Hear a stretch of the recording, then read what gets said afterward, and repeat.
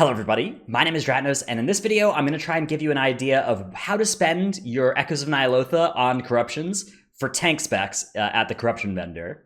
I'm going to try and give you kind of a broad overview of which corruptions are good in which cases. My answers may not be I might not have everything for every particular spec, but I'm going to try my best to include as much nuance as possible. But this is probably useful for people who have like alts of these specs, or who are interested in knowing what certain specs are interested in, rather than, like, if you're a super hardcore main player of a certain spec, you may have access to better information or situational things than I do for your spec, so definitely don't treat this as a 100% guarantee of what's best in all cases.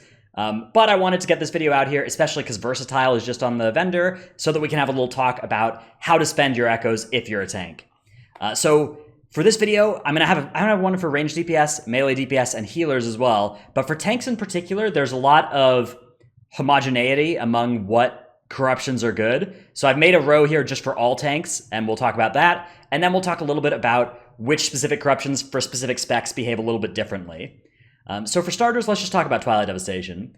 Twilight Devastation is generally just the best point-for-point damage corruption for tanks in most cases. Most raid fights have some amount of adds, and that makes Twilight Devastation skyrocket ahead of the single target stuff, and it's not even that far behind on single target than the single target damage options. It's great in Mythic Plus as well. Pull sizing in most Mythic Plus groups is pretty perfect for Twilight Devastation.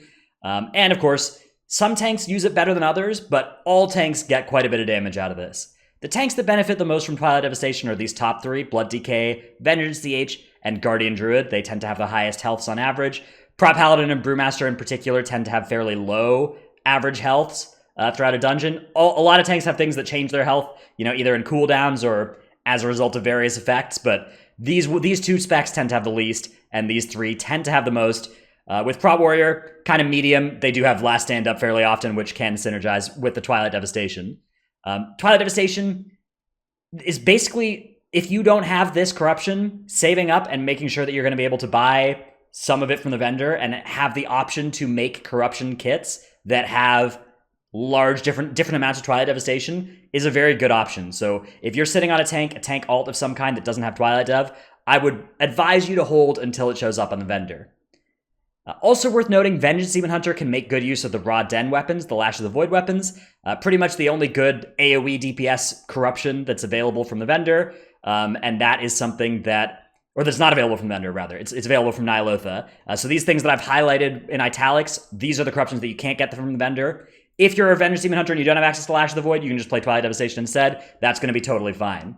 However, sometimes you need more than just defense or offense. Sometimes you need some defense as well. So Versatile stack and Surging Vitality is kind of the go-to way to get defensive benefits on a tank to survive things. Especially for tanks like Brewmaster Monk, this kit is extremely, extremely durable in Mythic Plus. So the way that this will look in an endgame fully defensive build is going to be like 7 or 8 copies of Versatile 3, and then 1 or maybe 2 copies of Surging Vitality 3. That costs a lot of corruption, but we're getting to the point where that's soon going to be something that you can wear without dying. And that kit gives you a huge amount of passive defense and Surging Vitality, fairly high uptime if you're tanking, especially if you're something like a Brewmaster. And that will be something that makes you very hard to kill. In practice, this isn't something you're really going to need if you're a raid tank. If you're a raid tank, you usually don't really need defensive corruptions. You throw on an Azoth trinket and you can just wear the rest of Twilight Devastation. Usually you're going to be fine. But if you're tanking high Mythic Plus, or if you're trying to solo tank something in raid, trying to do something stupid like that, trying to do some kind of speed kill strategy with just one tank and one healer or something, then this might be a corruption setup worth looking into for you. So hybridizing this and the Twilight Devastation is also a good option. I think most tanks should be looking, if you already have some Twilight Devastation, to be picking up Versatiles now while they're on the vendor, Versatile 3s. While they are on the vendor, so that you're going to have access to this kind of build. And you want to be able to switch between like 75 corruption of Twilight Dev and 75 corruption of Versatile, and then, maybe 50 corruption of Twilight Dev and 100 corruption of Versatile, or maybe 100 corruption of Versatile and only 50 of Twilight Dev. Ideally, you want to have those kind of options in your gear set. So it's not the end of the world if you can't do that yet. Just build towards one good set, maybe a mix. And then if you already have access to that good set, buy the corruptions that are going to give you more of those options depending on the situation you're in. Generally, you should buy rank 3 stat corruptions, and this is true for everybody, not just for tanks. Generally, you want mostly to buy Versatile 3. You don't want to buy Versatile 2 or 1. That's the same for Masterful for mages, for Severe for hunters or whatever, for Expedients. All of those cases, almost always it's better to buy the more expensive versions. That's because they are more slot efficient, which means that you are not going to run out of pieces of gear on your character to corrupt. And they're also often more echoes efficient. So, for instance, Masterful 2, you get less corruption and less mastery per echo you spend than Masterful 3. And that's true for Versatile, that's true for Expedient, that's true for all these stat corruptions. So that is, usually you wanna wait until number 3 is on the vendor and then buy a bunch of that. There are a few exceptions to that. One, if you're on progression and you need a corruption right now, go for it. You know, if you're working on Mythic N'Zoth, if you're working on some kind of thing and it's more important that you're as good as possible this week, then go for it. But you are delaying the date that you'll be best in slot, and you will soon be, it's not like you'll be ahead for a couple weeks. Like the rotation on this vendor is only 4 weeks long. So if you decide to not be, to go now and not wait, you're setting yourself up to be weaker in a week or two whenever the good corruption shows up on the vendor. If you're willing to farm infinite Echoes of Ny'alotha, you can kind of do whatever you want, but that's not something that everybody is willing to do. Another general rule you should go for is don't buy good but not great corruptions. You know, if you're interested in haste, don't buy the Racing Pulses, wait until the Expedient's on the vendor. Don't buy the Honed Minds, wait until the Masterful's on the vendor. You know, don't buy these things that are like, okay, you know, the thing that sims third best for your single target or whatever. Just wait, buy the best thing for you. Again, it's only a 4-week rotation on this vendor. Your good corruption will show up soon. And you should not trap yourself into spending a lot of your echoes on something that you're going to replace or something that is not going to be ideal for you. Again, the same exception applies here. If you're on progression, do what you got to do for right now, because that is the most important thing. So if whatever you're doing right now you'd classify as like super important, you know, progression, then go for that. Another exception to this rule is Ineffable Truth, which turns out to be pretty good for some tanks. It's not something you want to stack for these tanks, but Protection Paladin, Protection Warrior in particular, really benefit from 1 or 2 copies of Ineffable Truth 1. Generally, you should stay away from Ineffable Truth 2. That's because, let's put our spreadsheet to use here. All right, Ineffable 1 costs 12 corruption for 30% cooldown reduction. And Ineffable 2 costs 30 corruption for 50% CDR. And we can do some math here.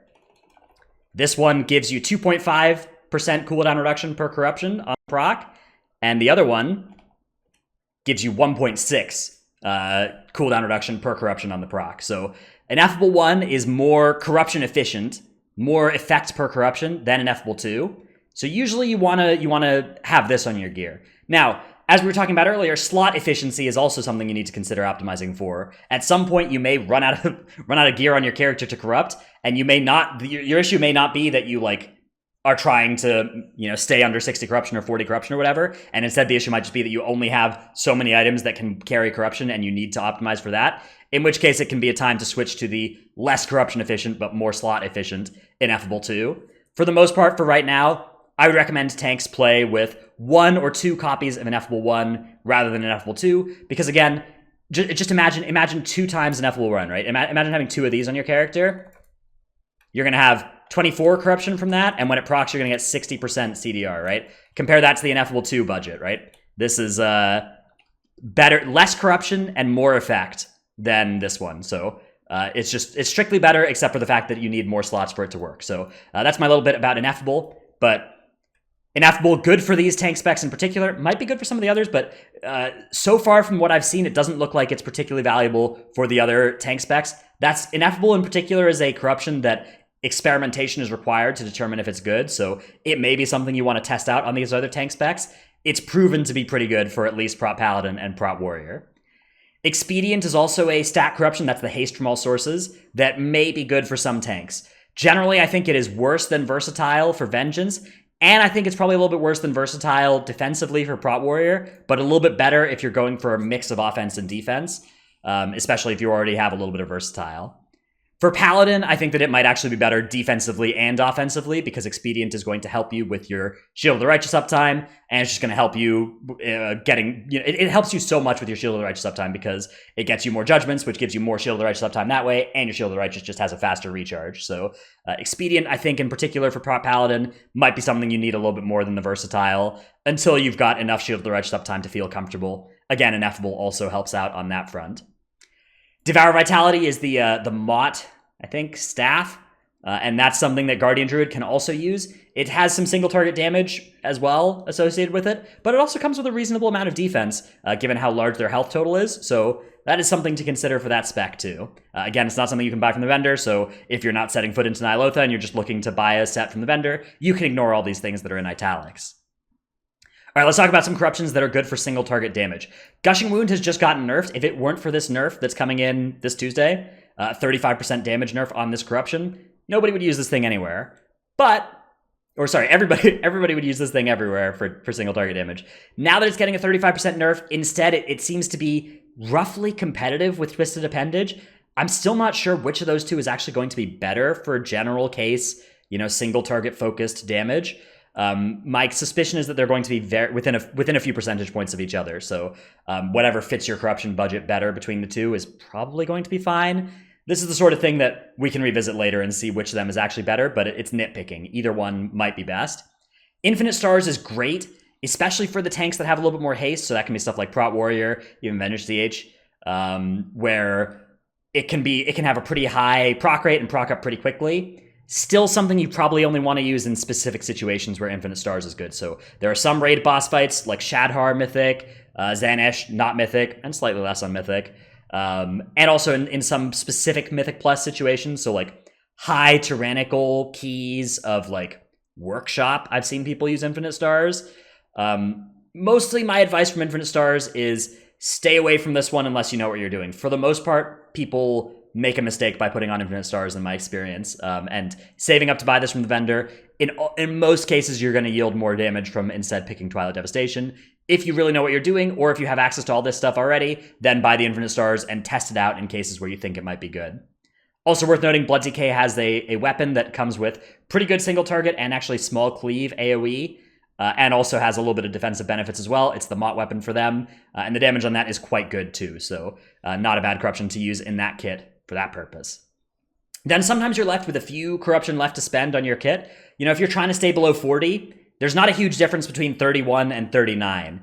So Avoidant in particular, the 8 corruption there, in some weeks, you might have a free spot for an Avoidant 1. Picking up one of those pieces and putting it into your gear when it doesn't bring you over any corruption breakpoints can be worthwhile, assuming it does something. If it's not actually going to do anything useful, if there's nothing that Avoidance reduces that you're taking damage from, you don't really need to worry about it. And it'll just make your Eye of Corruption bigger and do more damage, so that might not be worth it for you. You can also fill with stats, and this can be a good reason to buy the cheaper versions of stats. One Versatile 1, one Versatile 2 item in your bags can let you have access to, instead of spending 28 corruption, you can spend 38 by putting another Versatile 1 in there, and that can be a useful thing to do. Again, the texture of your corruption is going to change every week, except every few weeks it's not going to change, but most weeks you're going to get access to a new 5 corruption item, and that is something that you should look at and see, all right, this set was good for me before, but now I have space for another 5 corruption. Can I move things around a little bit? Can I get a little bit more value that way? And then finally, the very, very nerfed Echoing Void, not something you see all that often, can actually still be competitive in single target damage. People get surprised by this all the time, but it can still be reasonably good damage per corruption single target wise. I could have put this in that category, but I also wanted to place it in a niche category because there are some cases where Echoing Void is good for tanks, particularly for the high damage or high health, low threat tanks. So this is, I'm kind of looking at these top 3 again: Blood DK, Vengeance DH, and Guardian Druid. Mostly Vengeance DH and Blood DK, if we're being honest here. These are tanks that have a lot of health and struggle with threat on pull. And that is something where Echoing Void, it's going to give you less threat on average than Twilight Dev will, but more reliably, right? Echoing Void is almost guaranteed to do quite a bit of damage in any given 10-second window, whereas Twilight Devastation, no such guarantee, right? You might get 1 proc, you might get 2 procs.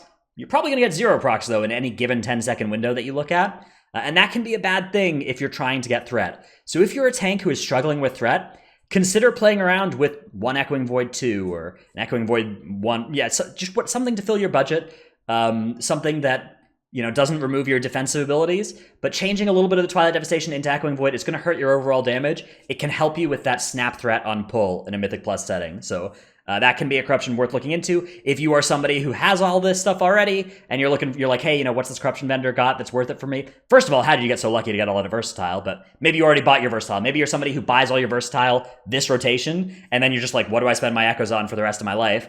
Yeah, buy one of these Echoing Voids. See if that helps you with your threat problems, if that's something that you have. Definitely not something you need to worry about on on Prot Warrior, but for some of the other tanks, threat can be an issue for you in Mythic Plus and Echoing Void. It's not a perfect solution to this. It doesn't necessarily do enough damage to be a good answer to this, but in some cases, it's the only answer that you can get with corruption, so worth considering. Anyways, that's just been a quick survey of the corruptions you might be interested in as a tank. If I missed something, put it in the comments below. We can pin any good comments that have identified corruptions that I've missed in particular for these tanks. And there's a lot of experimentation yet to be done, particularly with stuff like Ineffable Truth, Glimpse of Clarity. There's a lot of, you haven't had access to, a full set of these things before, so we don't know what it does when you do that. Nobody's really had the incentive to experiment with that except on the tournament realm. And now the entire world has incentive to experiment and see if there's some, nasty, cool thing they can do with Ineffable Truth or any kind of corruption. So my guess is that mostly Twilight Devastation it's going to be hard to beat that, but if you come up with something that you think might, let's put it in the comments, have a nice talk about it. Remember to subscribe to the channel and check out my Twitch stream, twitch.tv/ratnos. I'll be back in the next couple days with versions of this video for melee DPS, ranged DPS, and healers. I might further break down I might do the melee DPS video in 2 kits rather than 1, like in 2 videos rather than 1, because there's just so many melee. But we'll see. Anyways, that's going to be all for this one. Thanks for watching. I'll see you in the next one. Bye.